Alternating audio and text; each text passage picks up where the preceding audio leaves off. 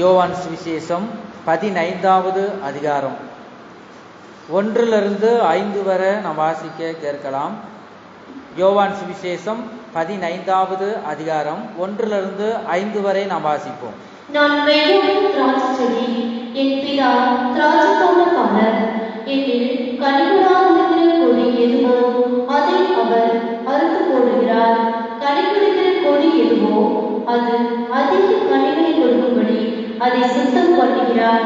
நான் உங்களுக்கு சொன்ன உபதேசத்தினாலே நீங்கள் இப்பொழுதே சுத்தமாக இருக்கிறீர்கள். என்னில் நிலைத்திருங்கள், நான் உங்களில் நிலைத்திருப்பேன். கொடியானது திராட்சை செடியில் நிலைத்திராவிட்டால் அது தானாய் கனி கொடுக்க மாட்டாதது போல நீங்களும் என்னில் நிலைத்திராவிட்டால் கனி கொடுக்க மாட்டீர்கள். நானே திராட்சை செடி, நீங்கள் கொடிகள். ஒருவன் என்னிலும் நான் அவனிடம் நிலைத்திருந்தால் அவன் மிகுந்த கனிகளை கொடுப்பான். என்னை இல்லாமல் உங்களால் ஒன்றும் செய்யக்கூடாது. போதும். இப்பொழுது வாசிக்க கேட்ட இந்த வசனத்தின் மூலமாக கர்த்தர் நம்மோடு பேசும்படியாக நாம் ஜெபிப்போம். எங்கள் அன்பின் இயேசுவே, நாங்கள் துதிக்கிறோம், ஸ்தோத்தரிக்கிறோம். இப்பொழுது நாங்கள் வாசிக்க கேட்ட இப்படி ஜீவனுள்ள வார்த்தையின் மூலமாக ஒவ்வொரு இருதயத்துக்கு ஏற்றவாறு நீங்க பேசும்படியாய் கர்த்தாவே, ஆண்டவரே, உடைய வார்த்தை ஒவ்வொருவரையும் உயிர்ப்பிக்க முடியாக வார்த்தையாகிய தேவனே, ஆண்டவரே ஸ்தோத்திரம், நீங்க வெளிப்படுங்க. அடியனை மறைத்து நீங்க வெளிப்படுங்க. ஒவ்வொரு இருதயத்தில் நீங்க பேசி இந்த வார்த்தையின் மூலமாக உடைய கரத்தை நீட்டி ஆசீர்வதிங்க. துதி காணமாகி மேலாம் உமைக்கே செலுத்துகிறோம். இயேசுவின் மூலமாய் வேண்டிக் கொள்கிறோம் நல்ல பிதாவே, ஆமேன். அல்லேலூயா. கர்த்தருக்கு ஸ்தோத்திரம். இப்பொழுது வாசிக்க கேட்ட அந்த வசனத்துல, நான் மெய்யான திராட்சை செடி, என் பிதா திராட்சை தோட்டக்காரர். பாருங்க, ஏனெனில் இந்த இடத்துல நம்ம பார்க்கிறோம், ஏனெனில் கனி கூடாது இருக்கிற கொடி எதுவோ அதை அவர் என்ன செய்கிறாராம்? அறுத்து போடுகிறார். கனி கொடுக்கிற கொடி எதுவோ அது அதிக கனிகளை கொடுக்கும்படி அதை சுத்தம் பண்ணுகிறார். நான் உங்களுக்கு சொன்ன உபதேசத்தினாலே நீங்கள் இப்பொழுதே சுத்தமா இருக்கிறீர்கள். ஏனெனில் பாருங்க, வாசிக்கிறோம், நிலைத்திருங்கள், நானும் உங்களில் நிலைத்திருப்பேன். கொடியானது திராட்சை செடியில் நிலைத்திராவிட்டால் அது தானாய் கனி கொடுக்க மாட்டாதது போல நீங்களும் என்னை நிலைத்திராவிட்டால் கனி கொடுக்க மாட்டீர்கள். நானே திராட்சை செடி, நீங்கள் கொடிகள். ஒருவன் என்னில் நான் அவனிலும் நிலைத்திருந்தால் அவன் மிகுந்த கனிகளை கொடுப்பான். என்னை அல்லாமல் உங்களால் ஒன்றும் செய்யக்கூடாது என்று இந்த கால வேளையில் வாசிக்க கேட்டோம். கர்த்தருக்கு ஸ்தோத்திரம். இயேசு கிறிஸ்து சொல்லுகிறார், நானே மெய்யான திராட்சை செடி என்று சொல்லுகிறார். நம்முடைய இயேசு கிறிஸ்து யாரா சொல்லுங்க? திராட்சை செடி. இயேசு கிறிஸ்து யாரா? திராட்சை செடி. இயேசு கிறிஸ்து தான் மெய்யான உண்மையான திராட்சை செடியாய் இருக்கிறார். பிதாவானவர் யாரா இருக்கிறாரு? பிதாவானவர் திராட்சை தோட்டக்காரராய் இருக்கிறார். பாருங்க, பிதாவானவர் திராட்சை தோட்டக்காரராய் இருக்கிறார். கொடிகள் இயேசு கிறிஸ்துவின் ஊழியக்காரர், விசுவாசிகள். நாம் கொடிகளாக இருக்கிறோம். நாம் யாரு? நாம் கொடிகளாக இருக்கிறோம். பிதா யாரு? திராட்சை தோட்டக்காரராய் இருக்கிறார். இயேசு கிறிஸ்து யாரு? அவர் என்னது? திராட்சை செடியாக இருக்கிறார். நாம் யாரா இருக்கிறோம்? நாம் கொடிகளாக இருக்கிறோம். பாருங்க, நாம் கொடிகளாக இருக்கிறோம். இயேசு கிறிஸ்து பரலோகத்திலிருந்து இறங்கி வந்த திராட்சை செடியாய் இருக்கிறார். நாம் அதன் கொடிகளாக தான் நாம் இருக்கிறோம். கர்த்தருக்கு ஸ்தோத்திரம். பரலோகத்திலிருந்து இறங்கி வந்த திராட்சை செடியாகிய இயேசு கிறிஸ்து இந்த பூமிக்கு இறங்கி வந்து பாவ உலகில் பாருங்க இருந்த நம்மை, பாவத்தின் அடிமைத்தனத்திலிருந்த நம்மை தேவ கிருபையினால் நம்மை கொடிகளாக ஏற்றுக்கொண்டார். இயேசு கிறிஸ்துவின் ஒத்தாசை இல்லாமல் நம்மளால எந்த ஆவிக்குரிய பணியோ நற்கிரியலோ செய்ய முடியாது. கர்த்தருக்கு ஸ்தோத்திரம். யாக்கோபு 4வது அதிகாரம் 8வது வசனத்துல நான் வாசிக்கிறோம், தேவனிடத்தில் சேருங்கள், அப்பொழுது அவர் உங்களிடத்தில் சேருவார். பாருங்க, கொடிகளாகிய நம்மில் தேவன் அதிகமான அன்பு வைத்திருக்கிறார். ஏசாயா 5வது அதிகாரம் 7வது வசனத்துல வாசிக்கிறோம், சேனைகளின் கர்த்தருடைய திராட்சை தோட்டம் இஸ்ரவேலின் வம்சமே, அவருடைய மனமகிழ்ச்சியின் நாற்று யூதாவின் மனுஷரே என்றார். பாருங்க, அப்ப நாம் பிதாவாகிய தோட்டத்துக்குள்ளாய், தோட்டத்தில் உள்ள இயேசுவாகிய திராட்சை செடியாகிய இயேசுவுக்குள்ளாய் நாம் காணப்பட்டால் மாத்திரமே அதிக கனிகளை கொடுக்க முடியும். பாருங்க, அவருக்குள் நாம் நிலைத்திருக்கும் போது நமக்கு ஒரு நல்ல ஒரு பாதுகாப்பு ஆண்டவர் தருவார். அவரை கேடகமாக பாதுகாப்பாய் நம்மோடு இருப்பார். சங்கீத புஸ்தகம் 80வது சங்கீதம், சங்கீத புஸ்தகம் 80வது சங்கீதம் 8-9 அந்த வசனத்துல வாசிக்கிறோம். நீர் எகிப்திலிருந்து ஒரு திராட்சை கொடியை கொண்டு வந்து ஜாதிகளை துரத்திவிட்டு அதை நாட்டினீர், அதற்கு இடத்தை ஆயத்தப்படுத்தினீர், அது வேரூன்றி தேசமெங்கும் படர்ந்தது, அதில் நிழலால் மலைகளும் அதில் கிளைகளால் திவ்யமான வேர்களும் போடப்பட்டது. போதும், கர்த்தருக்கு ஸ்தோத்திரம். பாருங்க, இப்ப வாசிக்க கேட்டு அந்த வசனத்துல நம்ம பார்க்கிறோம். அதே மாதிரி நம்ம வாசிக்கிறோம் ஏசாயா 5வது அதிகாரம் 1-7 வரை நான் வாசிக்கும் போது இந்த இடத்துல நாம் பார்க்கிறோம். இப்பொழுது நான் என் நேசரிடத்தில் அவருடைய திராட்சை தோட்டத்தை குறித்து என் நேசருக்கேற்ற ஒரு பாட்டை பாடுவேன். என் நேசருக்கு மகா செழிப்பான வீட்டிலே ஒரு திராட்சை தோட்டம் உண்டு. அவர் அதை வேலியடித்து அதிலுள்ள கற்களை பொறுக்கி அதிலே நற்குண திராட்சை செடிகளை நட்டு அதன் நடுவில் ஒரு கோபுரத்தை கட்டி அதில் ஆடியை உண்டு பண்ணி அது நல்ல திராட்சை பழங்களை தருவென்று காத்திருந்தார். அதுவும் கசப்பான பழங்களை தந்தது. எருசலேமின் குடிகளை, யூதாவின் வாசலை, எனக்கும் என் திராட்சை தோட்டத்துக்கும் நியாயம் தீருங்கள். இடத்துல பாக்குறோம் பாருங்க, திராட்சை தோட்டத்தை ஒண்டி சுற்றிலும் வேலி அடைத்து, வேலினா என்ன, ஒரு பாதுகாப்பு. ஆடு மாடு ஓநாய்கள் சிங்கம் எதுவும் வராதபடி, எந்த சத்துரும் நம்ம வீட்டுக்குள்ள வராதபடி இந்த இருதயமாகி அந்த வீடு ஒரு வீடாக இருக்கு. இந்த இருதயம் அதுக்குள்ள எந்தவித தீங்கான பிசாசு சத்துரு வராதபடிக்கு வேலி அடைத்து என்ன செய்கிறாராம், பாதுகாக்கிறார். இது நல்ல கனி கொடுக்கும்னு அவர் எதிர்பார்த்தாராம். அது என்ன செஞ்சதான், கசப்பான கனியை கொடுக்கும்போது எவ்வளவு வேதனை இருக்கும் பாருங்க. நம்மளை பண்படுத்தி சீர்படுத்தி நல்ல ஒரு பாதுகாப்பா கொடுத்து நல்ல கனியை கொடுக்குன்னு பார்த்தா இது கடைசியில கசப்பான கனிகளை கொடுத்தது என்று பார்க்கிறோம். நம்முடைய ஜீவியத்துல கூட கர்த்தர் பாதுகாப்பா இருக்கிறார், வேலி அடைத்து பாதுகாக்கிறார். ஒரு சில நேரங்கள்ல அந்த வேலியை விட்டு பாருங்க உடைத்து நாம் வெளியில போகும்போது நம்ம கசப்பான 2 கனி, ஒன்று நல்ல கனி, இன்னொன்று கெட்ட கனி, கசப்பான கனி என்று நாம் பார்க்கிறோம். அப்ப அதுவே என்ன, கசப்பான பழங்களை தந்து எருசலேமின் கொடிகளை, யூதாவின் மனுஷரே, எனக்கும் என் திராட்சை தோட்டத்திற்கும் நியாயம் தீருங்கள். நான் என் திராட்சை தோட்டத்துக்காக செய்த எந்த வேலை அதற்கு இனி செய்யலாம். அது நல்ல திராட்சை பழங்களை தரும் என்று நான் காத்திருக்க அது என்ன செஞ்சதான், கசப்பான பழங்களை தந்தது என்ன? இப்பொழுதும் நான் என் திராட்சை தோட்டத்திற்கு செய்வதை உங்களுக்கு அறிவிப்பேன். வாசி தொடர்ந்து. அதன் வேலியை எடுத்து போடுவேன், அது வெயிட்டு போடப்படும், அதன் அடப்பை தவறுவேன், அது விதிவிட்டு போகும், அதை பாழாக்கி விடுவேன், அதன் கிளை நறுக்கப்படாமலும் கடைக்குத்தில் எடுக்கப்படாமல் போவதனால் முன்செடியும் நெரிச்சலும் முனைக்கும், அதில் மழை பெய்யாதவர்களுக்கும் மேகங்களுக்கும் கற்பனைக்குமே என்கிறார். சேனைகளின் கர்த்தருடைய திராட்சை தோட்டம் இஸ்ரவேலின் வம்சமே, அவருடைய மனமகிழ்ச்சியின் நாடு யூதாவின் மனுஷனே. அல்லேலூயா. பாருங்க, இப்ப இந்த வாசிக்க கேட்ட ஏசாயா 5:1 வாசிக்க கேட்ட வசனத்துல என் நேசர் என்பது பாருங்க, வசனத்தில் என் நேசர் என்பது இயேசு கிறிஸ்துவை குறிக்கிறது. அவர் இஸ்ரவேலின் மேசியாவாகவும் உலகத்தில் இரட்சகராகவும் இருக்கிறார். நம்முடைய கர்த்தராகிய இயேசு கிறிஸ்து. கர்த்தருக்கு ஸ்தோத்திரம். நாம் ஆண்டவருக்கு செழிப்பான ஒரு வீட்டிலே ஒரு அருமையான திராட்சை தோட்டம், அவர் அதை வேலி அடைத்து பாருங்க, வேலி அடைத்து கற்களை பெருக்கி என்ன செய்யறாராம், வாசி அந்த வசனத்தை தொடர்ந்து இந்த இடத்துல நாம் பார்க்கிறோம். ஏசாயா எடுத்தவங்க வாசிங்க.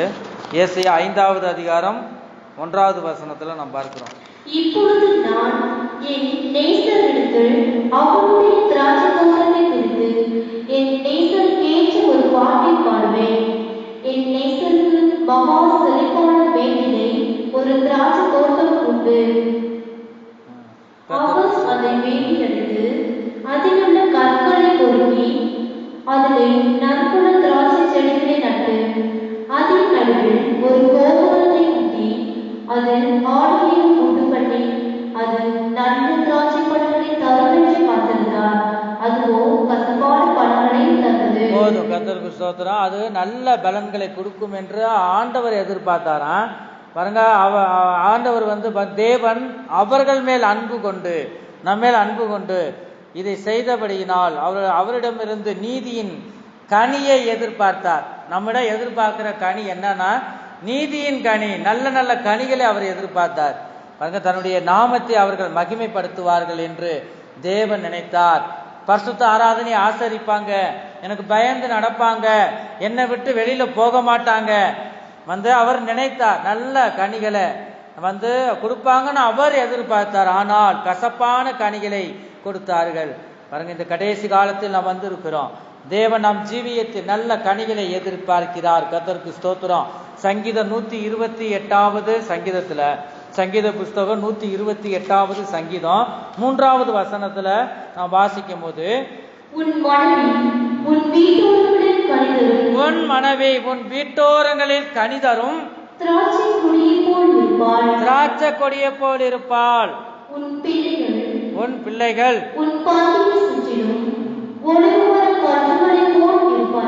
ஒளிவு முக மரக்கண்டுகளை போல் இருப்பாங்க. பாத்தீங்களா, பிள்ளைகள்லாம் கண்டுகுட்டியை போல கொலு கொலுன்னு இருக்குங்க. பிள்ளைய செழிப்பாக, சரீரத்தில் எந்த வியாதியும் இராதபடி கர்த்தருக்குள்ளாக நாம் இருக்கும்போது, இயேசுவுக்குள்ளாக நாம் நிலைத்திருக்கும் பொழுது, பாருங்க இந்த வசனத்துல தான் பார்க்கிறோம். உன் மனைவி உன் வீட்டோர்களில் கனிதரும் திராட்சை செடியை கொடியை போல் இருப்பாள். உன் பிள்ளைகள் உன் பந்தியை சுற்றிலும் ஒலிவ மர கன்றுக்குட்டிகளை போல் இருப்பார்கள்.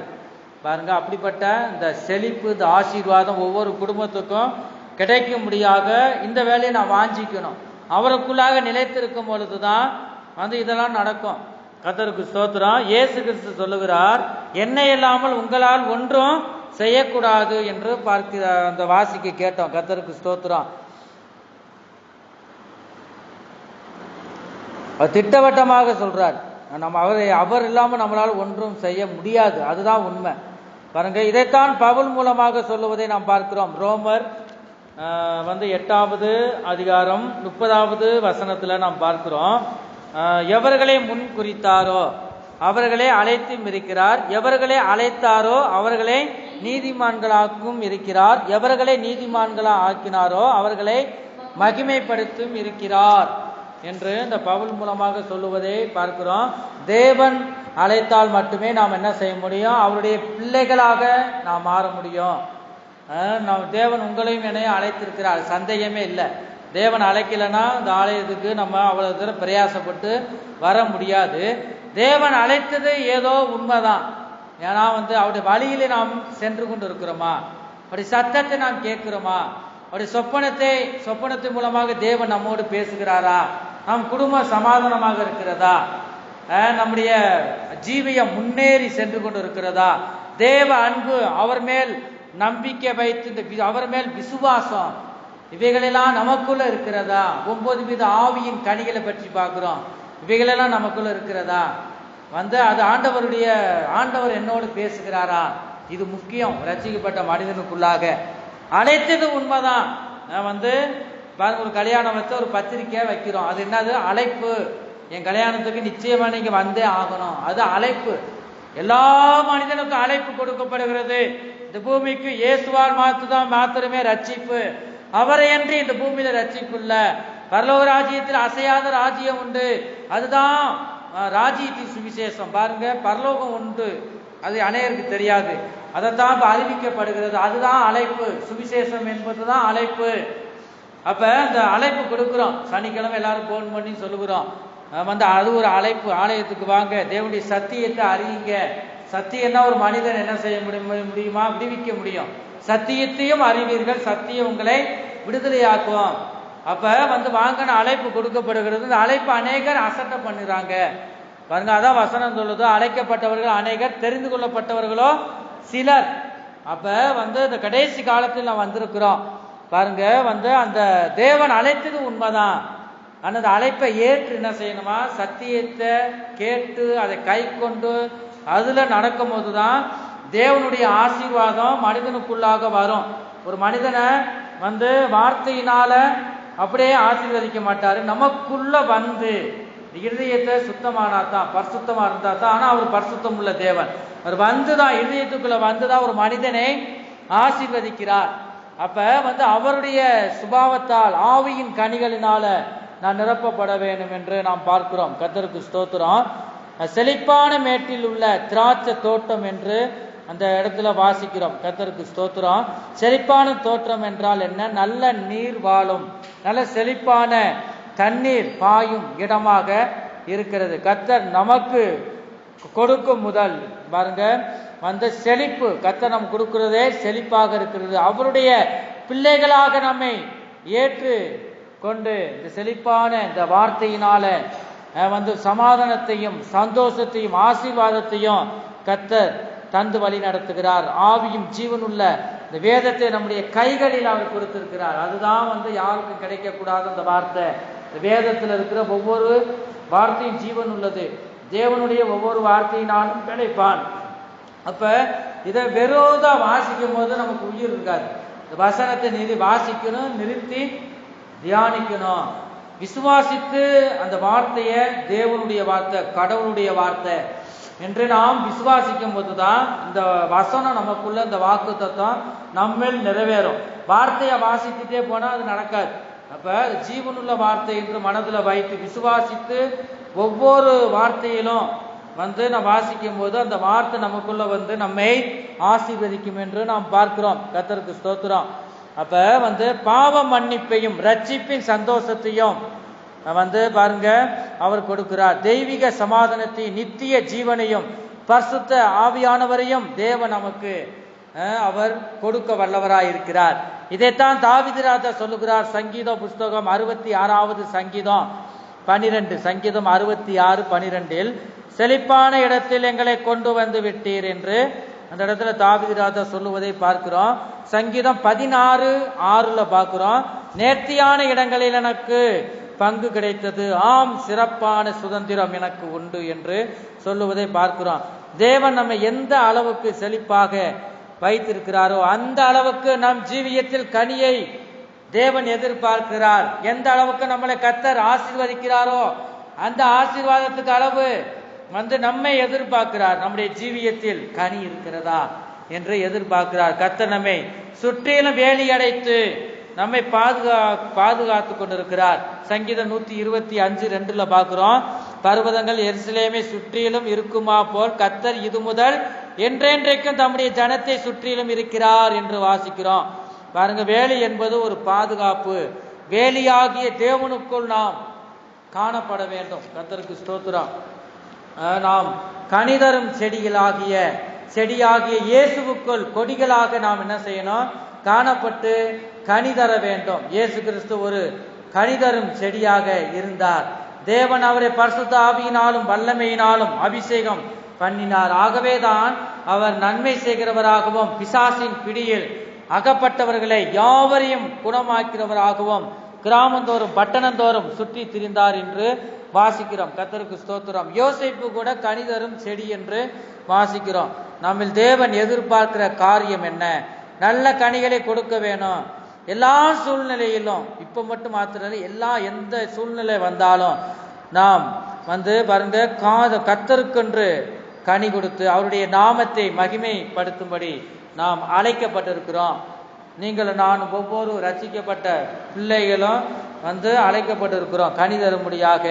தேவன் நம்மை சிருஷ்டித்தின் நோக்கமே நாம் கனியுள்ள வாழ்க்கை வாழ வேண்டும் என்பதுதான். நாம் உதடுகளின் கனியாகிய ஸ்தோத்திர பலியை இயேசுவுக்கு செலுத்த வேண்டும். நாம் எப்படி செலுத்தும் போது தேவன் மகிழ்ச்சி அடைகிறார், அவர் மகிமைப்படுகிறார். ஏசாயா 43:21 பார்க்கிறோம். இந்த ஜனத்தை எனக்கென்று ஏற்படுத்தினேன், இவர்கள் என் துதியை சொல்லி வருவார்கள் என்று வாசிக்கிறோம். கர்த்தருக்கு ஸ்தோத்திரம். மத்தேயு சுவிசேஷம் 3வது அதிகாரம் 8வது வசனத்துல மனம் திரும்பலுக்கு ஏற்ற கனிகளை கொடுங்கள் என்று அந்த இடத்துல பார்க்கிறோம். அப்ப திராட்சை செடியாகிய பாருங்க இயேசுவுக்கு நம்முடைய ஆவி, ஆத்மா, சரீரம் இந்த மூன்றையும் நாம் அவருக்கு அர்ப்பணிக்கும் போது இதைத்தான் தேவன் எதிர்பார்க்கிறார். அப்படி அர்ப்பணிக்கும் போது கர்த்தர் ஆசீர்வதிக்கிறார்.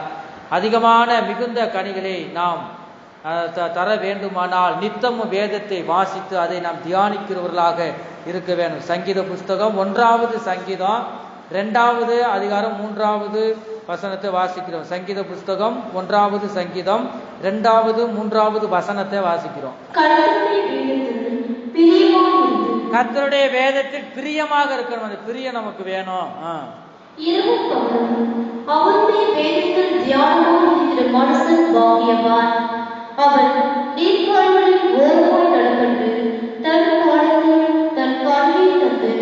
காலத்தில் தன் கனியை தந்து இலையுதிராய் இருக்கிற மரத்தை போலிருப்பான். அவன் செய்வதெல்லாம் வாய்க்கும். அல்லேலூயா. அவன் செய்வதெல்லாம் வாய்க்கும். அப்படி கர்த்தருடைய வேதத்துல நாம் இருக்கும்போது, அவருக்குள்ளாக நாம் கொடிகளாக இருக்கும்போது, நாம் என்ன கையிட்டு செய்கிறோமோ அதெல்லாம் கர்த்தர் ஆசீர்வதிப்பார். பாருங்க, ஆண்டவர் அவர் நமக்குள்ள இருக்கும்போது பெரிய காரியங்களையும் அவர் நடப்பிப்பார். கனி என்பது என்ன? கனி என்று இந்த கால வேளையில ஆண்டவர் பேசுகிற கனினா என்னது? சுபாவத்தை குறிக்கிறது. ஆவியின் கனியோ அன்பு, அதெல்லாம் என்னது? 9 வித ஆவியின் கனிகள் பிதாவின் சுபாவத்தை குறிக்கிறது, இயேசுவின் சுபாவத்தை குறிக்கிறது. பாருங்க, நம்முடைய ஆவியின் கனி என்பது சுபாவம்.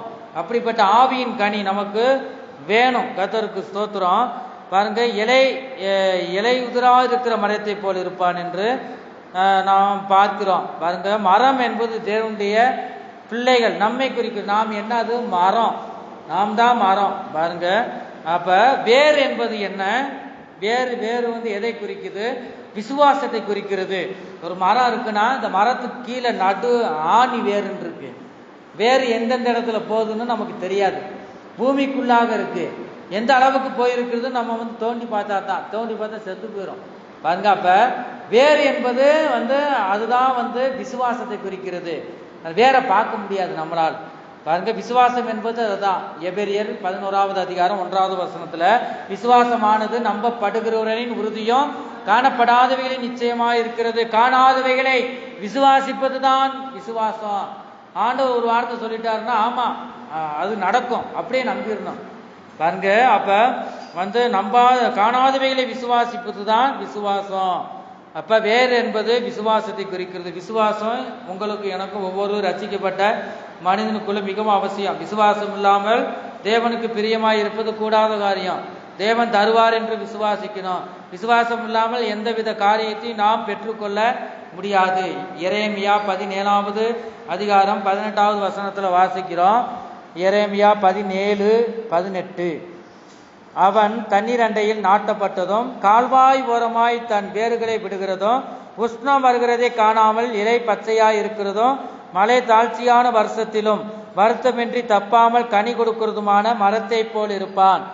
பாருங்க, நாம் ஒவ்வொருவரும் தண்ணீர் நிறைந்த தேவ நதியில் நாம் நாட்டப்பட்டவர்களாய் காணப்பட வேண்டும். கால்வாய் என்பது என்ன? கால்வாய் என்பது தேவ வசனத்தை குறிக்கிறது. நாம் ஒவ்வொருவரும் இப்படி ஜீவிக்க வேணும் என்று தேவன் விரும்புகிறார். அதைத்தான் தேவன் வாஞ்சிக்கிறார். கர்த்தருக்கு ஸ்தோத்திரம். அவரை நாம் நிலைத்திருக்க வேணும்.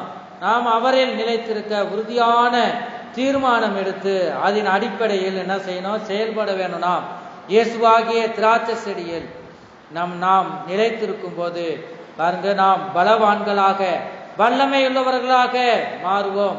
அது மட்டும் இல்ல, அவருடைய மகிமையான ஆசீர்வாதங்களையும் சுதந்தரித்து கொள்ள முடியும். கர்த்தருக்கு ஸ்தோத்திரம். 2 நாளாகமும் 15வது அதிகாரம் 2வது வசனத்துல பார்க்கிறோம். 2 நாளாகமும் 15வது அதிகாரம் 2வது வசனம். நீங்கள் கர்த்தரோடு இருந்தால் அவர் உங்களோடு இருப்பார். நீங்கள் அவரை தேடினால் உங்களுக்கு வெளிப்படுவார். அவர் விட்டேலானில் அவர் நான் விட்டுட்டு அவர் என்ன செஞ்சார்? நம்மளை விட்டு விடுவார். அப்ப அவரை நாம் இறுக்கலாக பிடித்துக் கொள்ளணும். பாருங்க, அவருக்குள்ளாக நாம் நிலைத்திருந்து கனி கொடுக்க வேணும். கனி என்பது சுபாவத்தை குறிக்கும். ஆவியின் கனியாகிய கனியை பற்றி நாம் பார்க்கிறோம். கலாத்தியர் 5வது அதிகாரம் 22, 23 பார்க்கிறோம். ஆவியின் கனியோ அன்பு. இந்த அன்பு நமக்கு இருக்கிறதா? தேவனுடைய அன்பு என்பது ஆண்டவரை தேவனை குறிக்கிறது. ஆவியின் கனியாகிய இந்த அன்பு நமக்குள்ள வேணும். 2வது சந்தோஷம் என்னும் கனி, சமாதானம் என்னும் கனி, நீடிய பொறுமை. பாருங்க, அப்படிப்பட்ட கனி நமக்கு வேணும். யார் என்ன சொன்னாலும் வஞ்சாலும் நம்ம அவமானப்பட்டாலும் எப்படிப்பட்ட சோதனை வந்தாலும் அது சகித்து கொள்ளுகிற ஒரு தன்மை, நீடிய பொறுமை, தயவு என்னும் கனி, நற்குணம் என்னும் கனி, விசுவாசம் என்னும் கனி, சாந்தம் என்னும் கனி, இச்சை அடக்கம் என்னும் கனி. இப்போ இந்த 9 வித ஆவியின் கனிகள். முதலாவது கனி என்ன? அன்பு. அந்த அன்பு என்னும் கனி நமக்குள்ள வந்துட்டா மற்ற 8 கனிகளும் இந்த அன்பு எடுத்துக்கொள்ளும். அன்பு என்பது தேவனை குறிக்கிறது. பாருங்க, அடித்தளமே, கிறிஸ்தவர்களுக்கு அடித்தளமே என்ன? அன்பு. இந்த அன்பு என்னும் கனி உங்களுக்கு எனக்கு இருக்கிறதா? இந்த கடைசி காலத்தில் வந்திருக்கிறோம். தேவன் நம்மளை எதிர்பார்க்கிற கனி, நம் ஜீவியத்தை பார்க்கும்போது மிகுந்த கனி உடையவர்களாக இருக்கணும். ஒரு பிள்ளைய பிறக்குதுன்னா அது வளர்ச்சி அடையாதபடி ஊனமாக பிறந்த எவ்வளவு தாய் தகப்பனு கவலையாக இருக்கும் பாருங்க. அது தேர்ச்சி அடையணும், ஒவ்வொரு நாளும் வளரணும், அப்பொழுது தாய் தகப்பன் சந்தோஷப்படுவாங்க பாருங்க. அப்படிப்பட்ட ஒரு சந்தோஷம் அடையவர்களாக காணப்பட வேண்டும் என்றால் நம்முடைய இருதயம் முழுவதும் கனிகளால் நிறைந்திருக்கணும். இப்பொழுது வாசிக்க கேட்ட இந்த வசனத்துல பாருங்க, 9 வித ஆவியின் கனி நிறைந்ததாக இருக்கணும். அப்படி இருக்கும்போது கர்த்தர் பெரிய காரியங்களை செய்கிறார். யோவான் சுவிசேஷம் 15:7 பார்க்கிறோம், நீங்கள் என்னிலும் என் வார்த்தைகள் உங்களிலும் நிலைத்திருந்தால் நீங்கள் கேட்டுக்கொள்வது எதுவோ அது உங்களுக்கு செய்யப்படும். இன்னைக்கு வீட்டுக்கு நீங்க போனதும் என்ன செய்தின்னு கேட்பாங்க. இயேசுக்குள்ளாக நாம் நிலைத்திருக்கணும், கனி கொடுக்கணும். கனி கொடுத்தா மிகுந்த கனியை கொடுக்கும்போது கர்த்தர் நம்மளை ஆசீர்வதிப்பார். கர்த்தர் நம்மளை நல்ல ஒரு பாதுகாப்பு கொடுப்பார். யாரு கேட்டாலும் நீங்க சொல்லணும், முக்கியம் அதை கேட்பாங்க, உங்க மனதுக்குள்ளாக பதியணும். வசனம் இப்பொழுது வாசிக்க கேட்ட அந்த வசனத்துல அதை நாம் பார்க்கிறோம் பாருங்க. அப்ப நீங்கள் என்னிலும் என் வார்த்தைகள் உங்களிலே நிலைத்திருக்கணுமா இல்லையா? இப்ப கேட்கிற வசனம் நிலைத்திருக்கணும். நிலைத்திருந்தா தான் அது கனி கொடுக்கும் பாருங்க. அப்ப அந்த வசனம் நிலைத்திருக்கும் போது நீங்கள் கேட்டுக்கொள்வது எதுவோ, நீங்க என்ன கேட்குறீங்களோ அது தேவ சித்தத்தின்படி தருவேன் என்று சொல்றார், உங்களுக்கு செய்யப்படும். இப்ப நாம் ஒவ்வொருவரும் திராட்சை செடியான கர்த்தரோடு நிலைத்திருக்க வேண்டும் என்ற எண்ணத்தோடு நாம் இருக்க வேணும். அவரோடு நாம் நிலைத்திருக்கும் போது, அவரது வசனங்களை கை கொள்ளும் போது, தேவனுடைய கட்டளைகளுக்கு கீழ்ப்படியும் போது நாம் கனிகளை கொடுப்போம். கர்த்தருக்கு ஸ்தோத்திரம். நிலைத்திருப்பது என்பது தொடர்ச்சியாக அவரில் தொடர்பு உள்ளவர்களாக நாம் காணப்பட வேண்டும். நிலைத்திருங்கள் என்றால் நம்ம தொடர்பு உள்ளவர்களாக இருக்கணும் அவருக்குள்ளாக எப்பொழுதும். கர்த்தருக்கு ஸ்தோத்திரம். அவரில் நாம் நிலைத்திருக்கும் போதுதான் தேவ அன்பில் நாம் வளருவோம், விசுவாசத்தில் வளருவோம். கடைசியாக அவரை போல அவருடைய சுபாவம் எல்லாம் நமக்குள் வந்துவிடும். கர்த்தருக்கு ஸ்தோத்திரம். நான் மெய்யான திராட்சை செடி, என் பிதா திராட்சை தோட்டக்காரர். பாருங்க, பிதாவாகிய திராட்சை தோட்டத்தில் நாம் காணப்பட்டு, திராட்சை செடியாகிய இயேசுவுக்குள் காணப்பட்டு நாம் மிகுந்த கனி கொடுக்க கர்த்தர் நமக்கு இந்த நாட்களில் ஒவ்வொருவருக்கும் உதவி செய்ய வேணும். கர்த்தர் பெரிய காரியங்களை செய்கிற தேவனாக இருக்கிறார். நாம் ஒவ்வொருவரும் இந்த வசனத்துக்கு எத்தனை பேர் நாம் ஒப்பு கொடுக்கிறோம்? வாசிக்கிறோம். மத்தேயு சுவிசேஷம் 16வது அதிகாரம் 26வது வசனத்துல பார்க்கிறோம், மிகுந்த கனியை கொடுத்தா தான் அப்படி வருகையில போக முடியும். ஒரு நாள் கடந்த நாட்களில் ஊழியம் செய்கிற இடத்துல ராத்திரி வேலையில் நடு ராத்திரியில சொப்பனம் 2 மணிக்கு மேல இருக்கும். சொப்பனத்துல ஆண்டு வெளிப்படுத்தினார். ஒரு தோடம் மாதிரி இருக்கு. அந்த இடத்துல இந்த பழங்கள் காய் பிஞ்சிலேயே விழுந்துருது கீழே. பாருங்க, கீழே அப்படி விழுகக்கூடாது பாருங்க. சின்ன இதுலயே விழுந்து பழுக்காம விழுகுதே, வேஸ்டா போகுதே பாருங்க. இப்ப நம்ம பார்த்துக்கிட்டு இருக்கோம், சிறு பிள்ளைகள் அநேகர் அக்கிரம பாவத்தில் விழுந்து பாதாளத்துக்கு போவதை நாம் பார்க்கிறோம். அப்ப பாருங்க, பூர்ண அந்த பழம் நல்லா இருக்கு. அது போல இல்லைன்னா கையில ஒரு தோல் மாதிரி இருக்கு, மம்பட்டி மாதிரி, அது துரட்டி கம்பு மாதிரி இருக்கு பாருங்க. அது அந்த போற பழத்தை போற பறிக்க சொல்றாரு ஆண்டவர். ஆனா பூர்ணம் ஆயிடுச்சு, அதுக்கு மேல அழுகி போயிடும், வேஸ்ட் ஆயிடும் பாருங்க. அதனால இது என்ன நம்ம பார்க்கிறோம்னா, கடைசி காலம் ஆயிடுச்சு. கடைசி காலம், ஆண்டவர் சீக்கிரம் வரப்போகிறார். இப்ப சொல்லப்பட்ட வசனத்தை வாசி, மத்தேயு சுவிசேஷம் 16:26.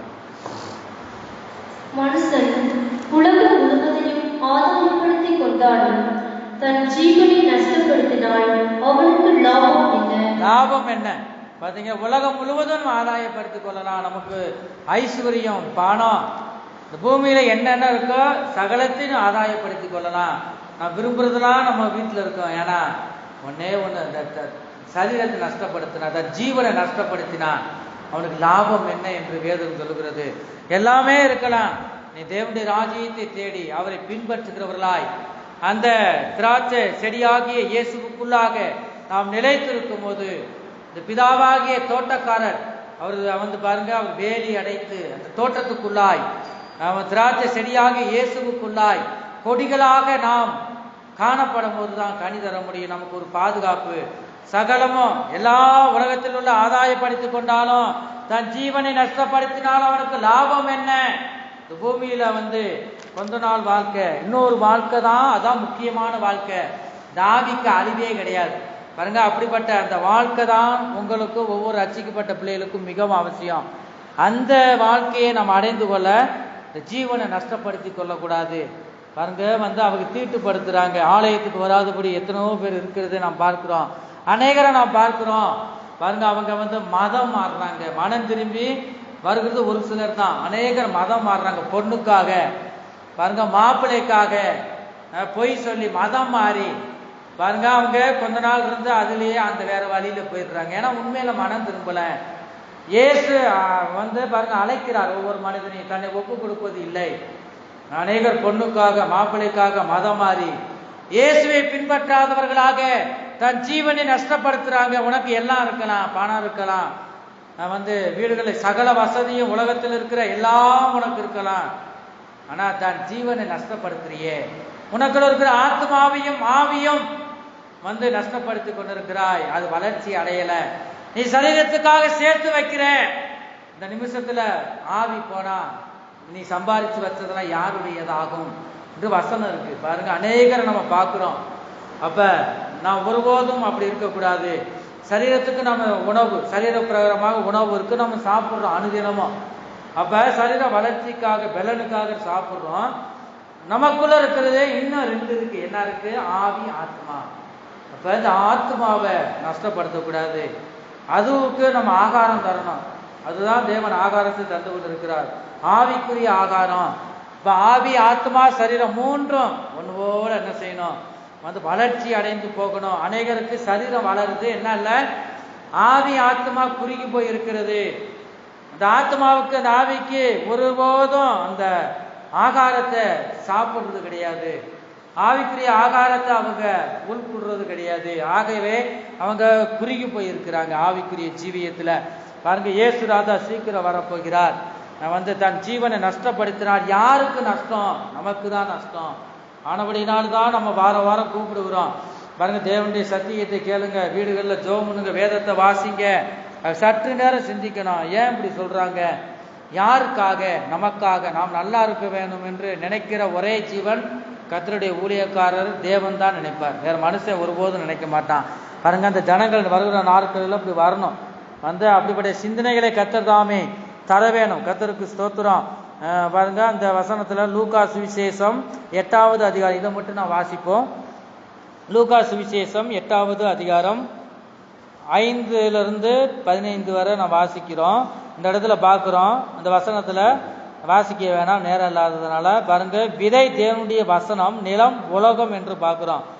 கலைகள் பொல்லாங்கனுடைய புத்திரர். வீடுகளை போய் வாசிச்சுக்குங்க பாருங்க. அவைகளை விதைக்கிறவன் யாரு? சத்துரு, பிசாசு என்று இந்த வசனத்துல பார்க்கிறோம். வசனத்தை கேட்கக்கூடாதபடி இந்த இடத்துல நீங்க முழுமையா வாசிச்சீங்கன்னா தெரியும். கர்த்தருக்கு ஸ்தோத்திரம். மத்தேயு சுவிசேஷம் 13வது அதிகாரம் 19லிருந்து 23 வரை கூட இந்த இடத்துல வாசிக்கிறோம். இதை மட்டும் வாசி கொஞ்சம் வேகமா.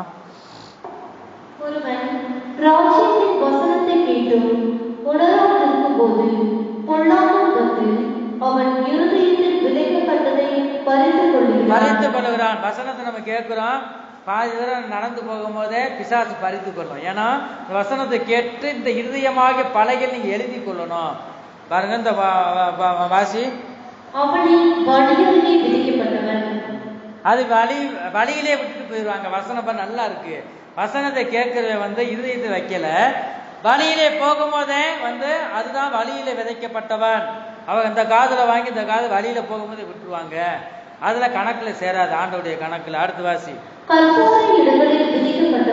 கற்பாறை இடங்களில் விதைக்கப்பட்டவன். வசனத்தை கேட்டு வசனத்தை கேட்கிறான், ஆனா உடனே அதை சந்தோஷத்தோடு ஏற்றுக்கொள்கிறவன். ஆனா வசனத்தை கேட்கிறான், சந்தோஷத்தோட ஏற்றுக்கொள்றான், அது உண்மைதான். ஆகிலும் தனக்குள்ளே வேறு இல்லாதவனாய், தனக்குள்ள வேறு இல்லையே. ஏன்னா விதைக்கப்பட்ட இடம் அப்படியே கற்பாறை, பாறையில போட்ட வந்து அதெல்லாம் வேறு வருமா? வேறு விடாது. ஆனா அப்படிப்பட்ட விதைக்கப்பட்டவன் என்ன செய்கிறானா, கொஞ்ச காலம் மட்டும் ஆலயத்துக்கு வருகிறான். பாருங்க, கொஞ்சம் வேறு இல்ல. வேறு என்பதுனா விசுவாசம். நீ விதைக்கப்பட்ட இடம் நல்ல நிலத்துல நீ விதைக்கப்படணும். நீ விதைக்கப்பட்ட இடமா கற்பாறையில் விதைக்கப்பட்டவனாக இருக்கிறான்.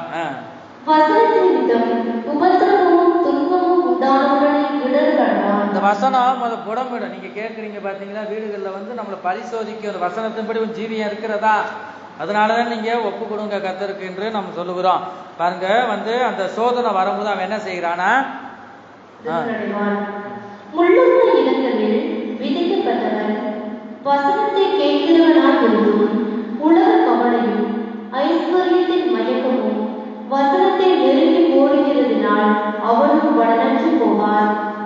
நல்ல நிலத்தில் விதைக்கப்பட்டவனோ வசனத்தை கேட்கிறவனும் உணர்கிறவனுமாய் இருந்து 100ஆகவும் 60ஆகவும் 30ஆகவும் பலன் தருவான் என்றார். அல்லேலூயா. பாருங்க, அப்ப நம்ம எந்த நிலத்துல விதைக்கப்படணுமா சொல்லுங்க? எந்த இடத்துல விதைக்கப்படணும்? நம்ம நல்ல நிலத்துல வசனத்தை நீங்க இங்க போய் வழியில விடுகிறவர்களாக இருக்கக்கூடாது. இப்ப 3 பற்றி பார்த்தோம். பாருங்க, முதல் என்ன இடத்துல விதைக்கப்பட்டது? இந்த காதுல வாங்கி இந்த காதுல விட்டுறது. வழி அருகே விதைக்கப்பட்ட. 2வது என்னது? கற்பாறையில. 3வது முள்ளுள்ள இடங்கள். முள்ளுள்ள இடத்துல விதைக்கப்பட்டவங்க. 4வது நல்ல நிலத்துல விதைக்கப்பட்டவர்களாக நீங்களும் நானும் காணப்படணும். நல்ல நிலத்துல விதைக்கப்பட்டவங்க தான் 100ஆக 60ஆக 30ஆக நாம் பலன் கொடுக்கிறவர்களாக நாம் இருப்போம்.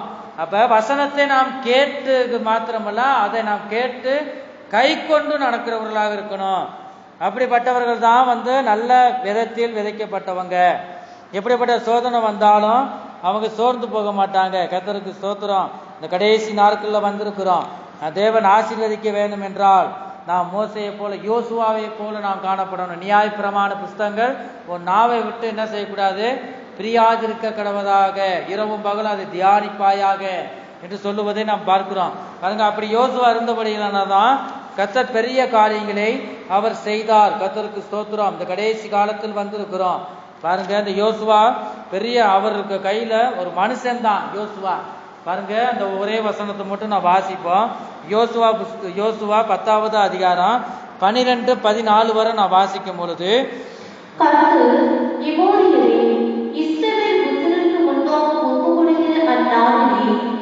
யோசுவா கர்த்தரை நோக்கி பேசி, பின்பு இஸ்ரவேல்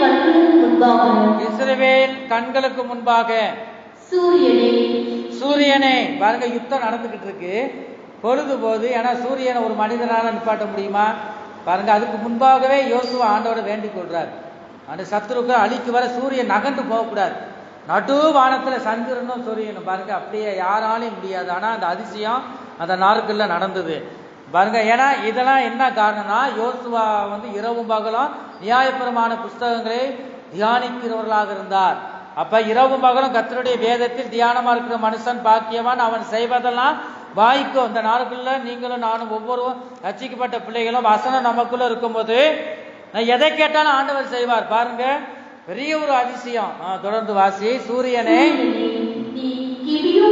கிபியோன் மேலும் சந்திரனே நீ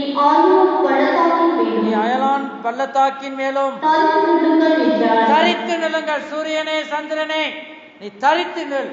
அவ்வளவுதான். பாருங்க, அது நின்றுச்சான் அப்படியே. சூரியன் ஆண்டவருடைய வாக்கு. அதுக்கு முன்னாடியே சூரியனுக்கும் சந்திரனுக்கும் ஆண்டவர் கட்டளையிட்டார். பாருங்க, அந்த வார்த்தை 13வது வசனத்தை வாசிக்கிறோம். அப்பொழுது ஜனங்கள் நீதி சரி கட்டும் மட்டும் சூரியன் தரித்தது, சூரியன் தரித்து அந்த இடத்திலே நின்றது, நடுவானில் சந்திரனும் நின்றது. இது யாசேரின் புஸ்தகத்தில் எழுதியிருக்கவில்லையா? அப்படியே சூரியன் அஸ்தமிக்க தீவிரிக்காமல் ஏறக்குறைய ஒரு பகல் முழுதும் நடுவானத்தில் நின்றது. அல்லேலூயா. பாத்தீங்களா, அந்த சூரியன் போல ஏறக்குறைய ஒரு பகல் முழுவதும் நடுவானத்தில் நின்றது என்று பார்க்கிறோம். பாத்தீங்களா, அந்த 14வது வசனத்துல இப்படி கர்த்தர் ஒரு மனிதனின் சொல்லை கேட்ட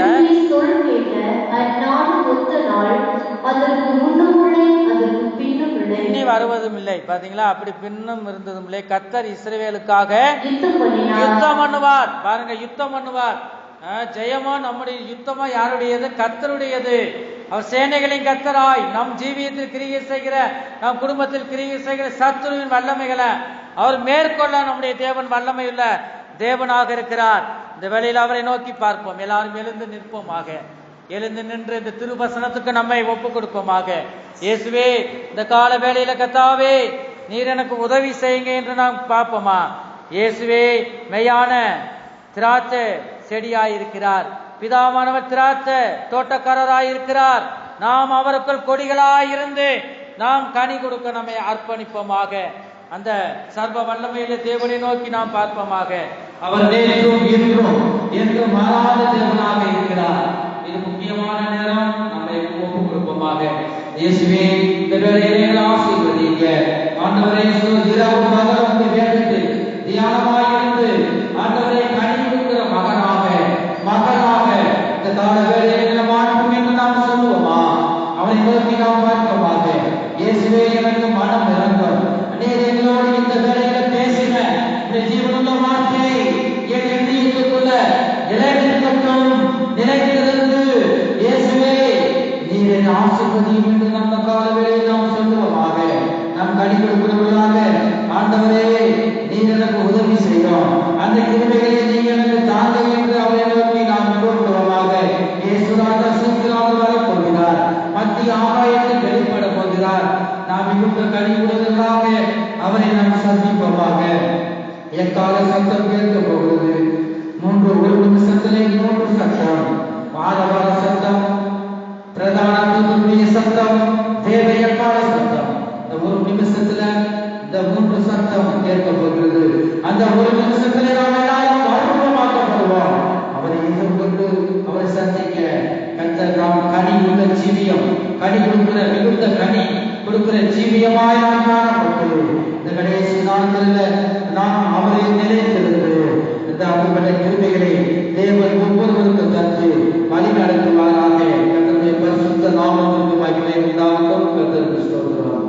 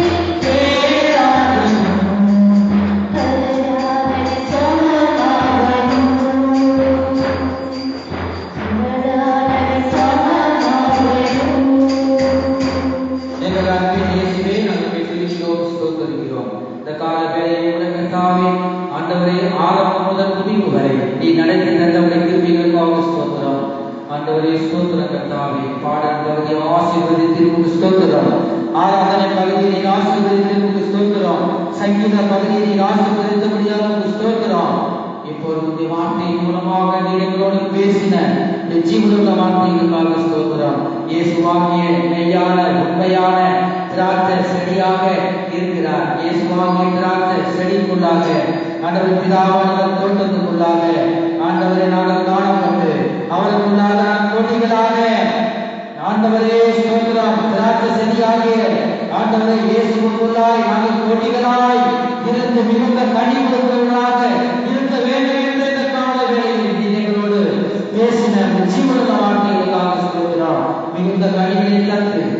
ஆண்டவரே ஸ்தோத்திரம். சமாதானத்தினாலும் சந்தோஷத்தினாலும் கர்த்தாவே வந்திருக்கிற ஒவ்வொருவருடைய வார்த்தையின் மூலமாய் ஆண்டவரை ஆசீர்வதிக்க நல்ல ஒரு கனியுள்ள மரங்களாய் ஆண்டவரே ஒவ்வொருவரும் காணப்பட அதுக்கேற்ற கிருபையும் நீ தந்து வழி நடத்துக.